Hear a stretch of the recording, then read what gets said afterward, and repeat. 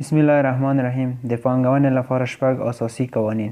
لومړی اساسي قانون: له هغه عوایدو سره ځان بلد کړئ چې کار ورته کوئ. ډېر کسان یوازې په دې اړه فکر کوي چې څنګه پیسې پیدا کړي. دوی په دې نه پوهېږي چې پیسې بېلابېلې بڼې لري څو کار ورته وشي. د کلونو په اوږدو کې په دې وپوهېدو چې عواید په درې ډوله دي. له دندې څخه ترلاسه شوي عواید دا هغه پیسې دي چې په میاشتني ډول یې د منظم کار په پایله کې ترلاسه کوو. په دې ډول عاید ډېره مالیه راځي، نو ډېره سخته ده چې وکولی شو له دې لارې شتمن شو. دوهم، له پانګې څخه ترلاسه شوي ګټل شوي عواید. دغه ډول ډېر لکه د قیمت لرونکي پاڼو یعنې چک، ونډې او یا هم ګډو صندوقونو په شکل راځي.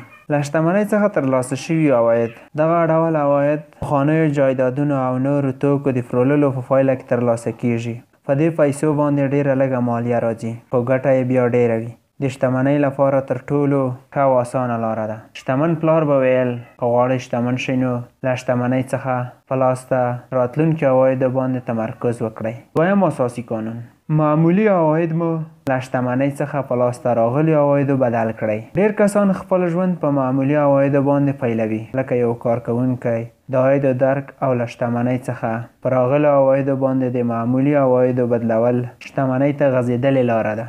داسې چې د امکان تر بریده ګټور وي. دریم اساسي قانون: پانګوال یا شتمن وي یا پوروړي. لکه څه ډول مو چې مخکې وویل، ډېر خلک فکر کوي چې پانګونه یو له خطرونو ډک کار دی، خو په اصل کې دا خپله پانګوال دي چې خطرناک وي. پانګوال یا شتمن وي او یا هم پوروړي. څلورم اساسي قانون: تیار اوسئ.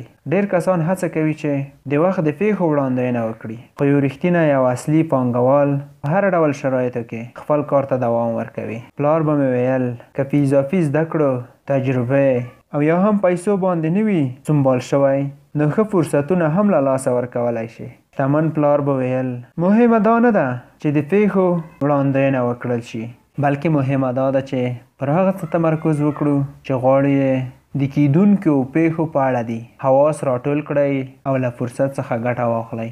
دغه کار هغه وخت کولی شي چې مالی پوهه ولري. پنځم اساسي قانون: ښې معاملې له ګټو ډکې وي. د یوې نوې او تازه کاري پانګوال په توګه زما اندېښنه دا ده چې له یوې معاملې سره د مخ کېدو پر وخت څه ډول خپله پانګه ډېره کړو.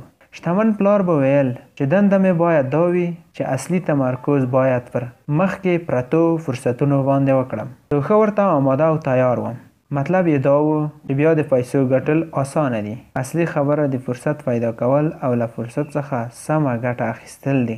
داسې چې پیسې جوړونکي وي. همدا لامل ته په کتو خلک ډېر په دې هڅه کې وي چې خپلې پیسې یو ښه پانګوال ته ورکړي. شپږم اساسي قانون: کله چې یو پانګوال شوې، د ګټو او زیانونو ارزول څرنګوالی زده کړه. شتمن پلار مې یو مثال ورکړ. ویل یې قرض وکړه. یو خپلوان د برګرو خرڅولو هټۍ جوړوي او $2500 ته اړتیا ولري. تا پاوند پانګه یې ښه ده، پیسې ورکوې؟ ځواب مې ورکړ نه، د دې لږ ګټې لپاره دومره پیسې ورکول لوی خطر یعنې رسک دی. ډېره ښه. که اوس ووایم چې دې کس 15 کاله د زنځیري مغازې لپاره کار کړی دی او په خپله دنده کې هم ښه بریالی و، اوس غواړي خپل کاروبار پیل کړي او خپلواکه اوسي، د ځان لپاره یو زنځیري مغازه پرانیزي، نو څنګه حاضر یې چې $2500 ورکړې؟ ځواب مې ورکړل هو، ځکه دا کار ماته ډېرې پیسې رسوي. د پانګونې پر قوانینو باندې مسلط کېدل او په دې برخه کې د زده کړو له ډېر وخت اړتیا لري، خو دغه اصول تاسو ته دا در زده کوي چې څه ډول کاروبار پیل کړئ. دا چې تر کومه ځایه پورې رسېدی شئ دا په تاسو پورې اړه لري.